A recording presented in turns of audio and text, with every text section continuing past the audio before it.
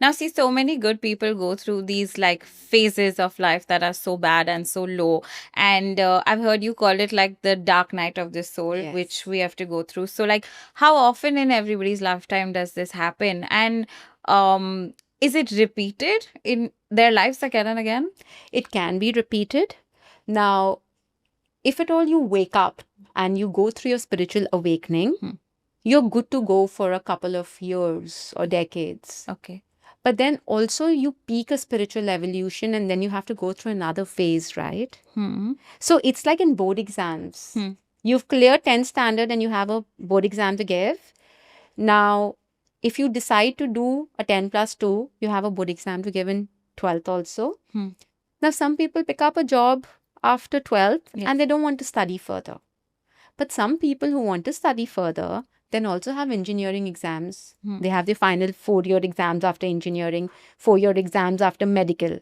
Now, if you've done your PhD or your MBBS, then you can choose to work as a normal physician. But now, if you want to make more money and you want to become a cardiologist, a dentist, a gynac, then you have to study further and give more exams.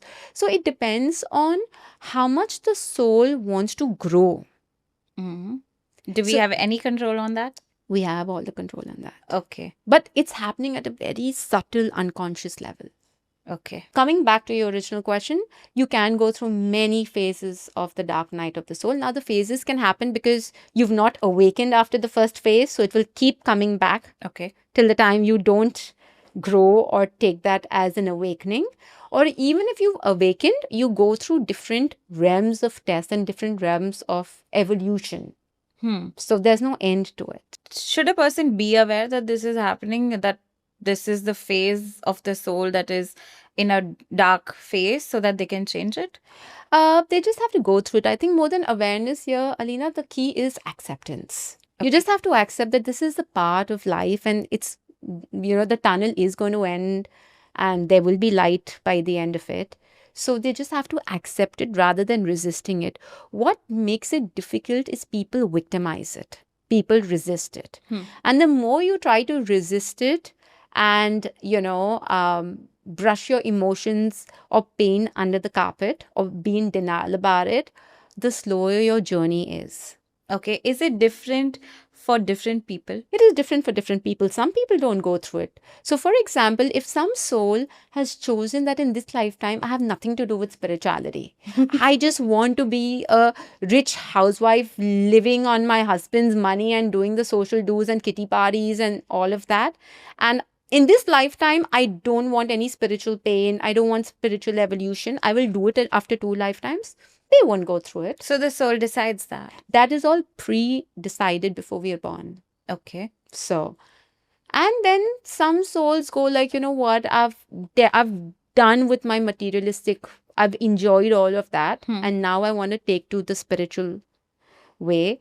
They go through multiple dark nights of the soul in one Okay. lifetime. Keeping spirituality on one side, for example, for me, I have really big goals, really big dreams. A lot of people around me don't have. Now, I know that if I want to be able to achieve what I want to achieve, I will have to go through hardships. Yes. And when I do go through these, I tell the people around me that I didn't ask God for an easy life. I want God to give me a very fulfilled, very extravagant, going through everything, experiencing everything in life, right?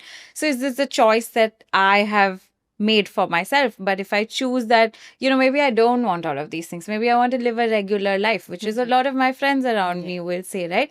Isn't that upon us to decide how we want our life to be? Of course, absolutely. And that's where the choice of free will comes. And like I said, life is 50% karma and 50% choice. Okay. Now, suppose in this lifetime, you have chosen to be a working woman. That's karmic. But out of choice of free will, you say that, you know what, I don't want to work. I just want to chill. I just want to give birth to 3, 4 kids and just be a mother. There's nothing wrong in that.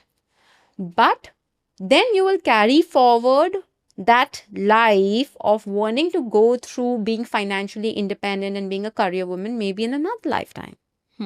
And maybe in that lifetime, you may be deprived of kids because your focus should only be career, then that becomes the karmic theme.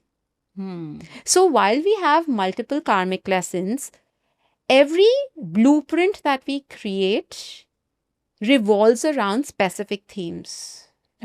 Okay. So, this was something when, again, I was very young, and I still remember bits of my guru's conversation with my mother, because I was 9 or 10. So this is one of those faint conversations where I could hear my guru actually telling my mom that she's carrying a gift from some life, and in this lifetime she's here to channel it. Now maybe in another life I must have done my tapasya and meditation and read scriptures and all of that, but I've never really helped people with that. So maybe in this lifetime my theme revolves around helping people with that. Do you know what I mean? Yes. So maybe in another lifetime, I've just lived as a submissive housewife, or I could have been a man just focusing on making money. Because like I said, we all as souls have to taste different experiences till the time we don't come together as whole. So we have to go through materialistic pleasures. We have to go through the luxury life. We have to go through living in poverty and experiencing that. We have to go through betrayal. We have to go through all of that. So that's how karma works.